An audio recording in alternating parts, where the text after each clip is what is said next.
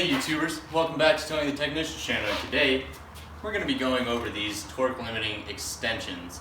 Now, people have a lot of theories about these. Some people love them, some people hate them, and we're going to kind of go over what to think about when using them, whether you like to use them or not. Please leave a comment down in the description. There are the people that just like to go by the method of throwing their lug nuts on with the impact and the socket and just going ugga chugga. Or there's the ugga chugga torque wrench method where they just ugga chugga a couple times, check it with the torque wrench. Now, that is not the preferred way to do it. There are a few different ways. Now, you can, if you have a small impact like this, or you do have a larger one and it has settings, you can turn it down to the lowest setting, install the lug nuts real lightly, and then go in and finish it up with your torque wrench to get that accurate torque setting. Now that's an okay way to do it. Now there are a lot of people out there that really don't care and they just blast them on with an impact. That is definitely not how you want to do it. For one, you might under torque them, and that puts not only the driver of the vehicle but other people on the road in danger. And if you have it set too high and tighten the lug nuts too much, then you could pull the stud and possibly break it. So once again, that puts the driver and other drivers on the road in danger due to you just wanting to quickly install the lug nuts and not properly torque them. So one thing you definitely want to do is either lightly install them on the lowest setting of your impact, finish it off with the torque wrench, or use these torque sticks, which will get you in the area of what the torque should actually be. Now, just like a torque wrench, torque sticks do have a plus or minus a few foot-pounds. So they're not always going to be accurate. And there are some determining factors that we're going to go over when it comes to using torque sticks. But I suggest even when using torque sticks, even though they're supposed to get you close to the range of what the torque should be, I still suggest double checking it with the torque wrench to keep those driving the vehicle and those around them safe. But let's kind of go over some information about these torque sticks and things to keep in mind when using them. Okay, YouTubers, so this is the 10-piece half-inch drive torque limiting extension bar set. They're torque sticks. Now, you can get these through many different manufacturers. You got Skyhawk USA here, you got Capri, you got Husky, Harbor Freight. A lot of different people make them, anywhere from roughly $60 up to a couple $100. Also, a lot of sets will just come with the 4 most common torque sticks, and then maybe your common lug nuts or lug nut socket sizes, or you can get a full set like this. Like I said, this is a 10-piece set, all the way from 65 foot-pounds up to 150 foot-pounds. So a really good variety here. I believe this set costed me roughly $75, and I believe the part number on it is SKSSTE10P. Not too sure, but you can just look up Skyhawk torque sticks and you'll find these. So like I was saying, torque sticks do have a plus or minus certain foot-pounds or percentage. So they're just like a torque wrench.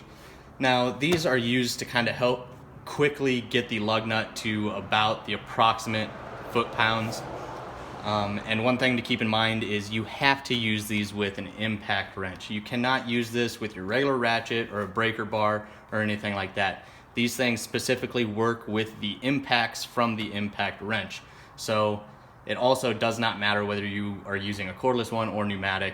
Either way, as long as this is on an impact gun, it's going to work properly. And basically what it's doing is each one of these is a certain diameter. As you can tell, these 65 foot-pounds is quite a bit different in size from the 150 foot-pounds.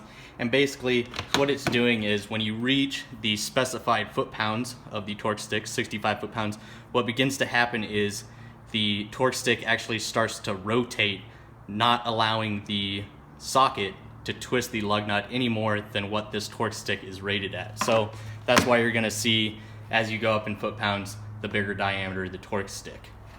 Other things you want to keep in mind is the impact that you're using. Now, let's say you're installing a lug nut at 90 foot-pounds or 65 foot-pounds. Don't go setting your impact on 13, the highest setting where it's 1,300 foot-pounds. if you're only going to 90 foot-pounds, maybe go to the one that's set for 400 foot-pounds or whatever, because granted, even if you do have it set on 1300 foot-pounds, this is going to limit it to the 65 foot-pounds. But if you're using the 65 foot-pound torque stick, you do take the risk. If you're applying all 13 or 1400 foot-pounds to this, you might actually snap this torque stick. So that's something you need to be careful of. But if you're using, let's say, the 150 foot-pounds on like a light-duty diesel or heavy-duty diesel or something like that, you also want to make sure that your impact isn't set so low that your impact doesn't reach 150 foot-pounds. Like if I was using my DeWalt, which maxes out at 150 foot-pounds, if I'm using that on this, I might not actually be reaching 150 foot-pounds. That is why it's always good to just go back and double check it with a torque wrench anyways. This is going to get you quickly to the area of the foot-pounds that you need, and then always just double check it with a torque wrench. Now, another thing to keep in mind is when using your impact, make sure that the battery has good life on it. If your battery is dying and let's say you're using the 100 foot-pound torque stick and the level of your impact that you have it set on is close to that, if the battery's dying, you might not reach the results that you're looking for either. So, thing to keep in mind, always try to keep your impact's strength around what the torque stick is, above it, definitely not below it, but don't go out of control and use 1300 foot-pounds on a 65 foot-pound torque stick. So those are just kind of some tips when using the torque sticks. And like I said, basically how they work is they're all machined to a different thickness that allows it to twist when it hits that rating of 90 foot-pounds or whatever torque stick you're using. As you can tell, each one of these torque sticks is labeled with a color, so if this ever rubs off, by then, most of the time, you're gonna have this whole color coding thing memorized. Also, you don't have to buy these in a big set like this. You can buy them individually, save yourself some money. If you're a do-it-yourselfer and you just have 1 or 2 cars around the house, each one is 85 foot-pounds and 150 foot-pounds. You could just go out and get your 2 torque sticks that you need and you're good to go. Another thing is when buying torque sticks, you can either get this design where it is just a 1/2-inch drive adapter on the top, or you can get the ones where it actually has a built-in socket on them.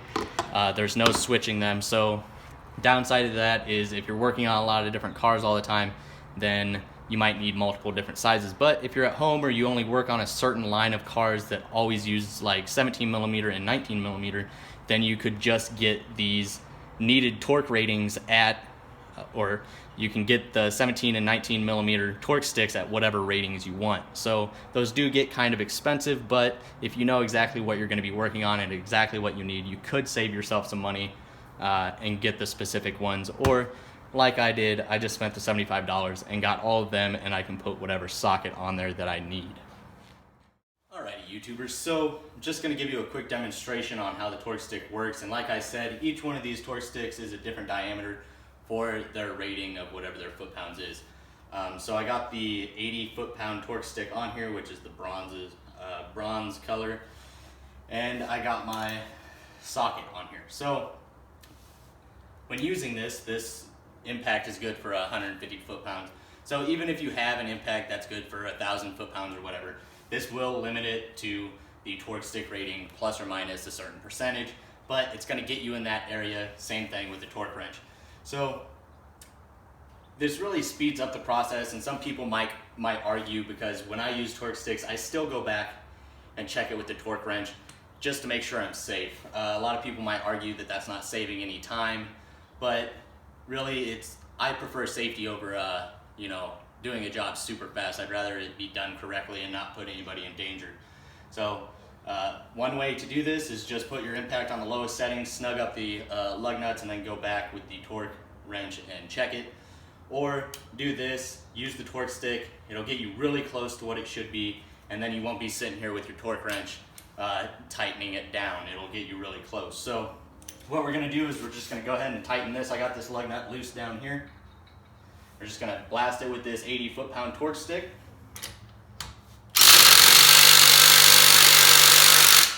And it's not gonna let it rotate any more than roughly 80 foot-pounds.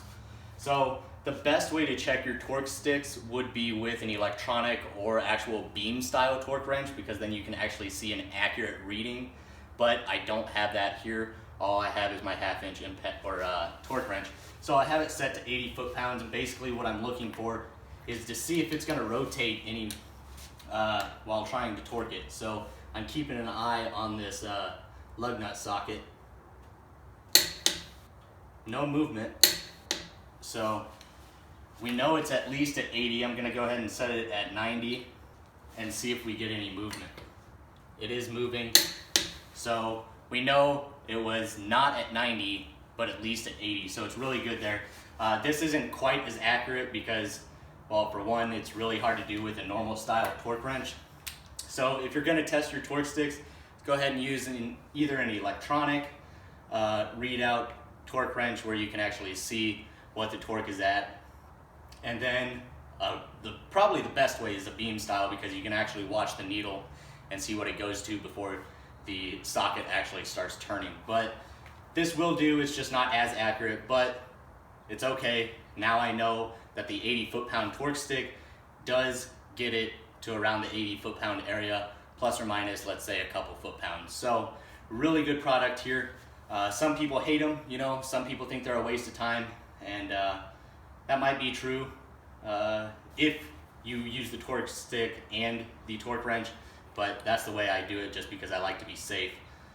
Now, if you're at a shop and you're trying to be fast, and you know your torque sticks are accurate, then yeah, go ahead. But another thing to keep in mind, if you're using like an 80 foot-pound torque stick, don't go having it on 1,300 foot-pounds and snap the torque stick. Not that, if it doesn't break it, it will be accurate, but you do take the chance of snapping these thinner style torque sticks. So that's just my suggestion. Take it for what you want. But also make sure the battery on your impact's good if you're using a cordless impact and all of that. So to me, I like torque sticks. I think they speed up the process, and I think they're a handy tool. Let me know what you guys think of torque sticks, and I really hope you guys enjoyed this video. If you did, please make sure to hit that thumbs up, leave a comment down below, and as always, subscribe if you're not a subscriber. Thank you guys.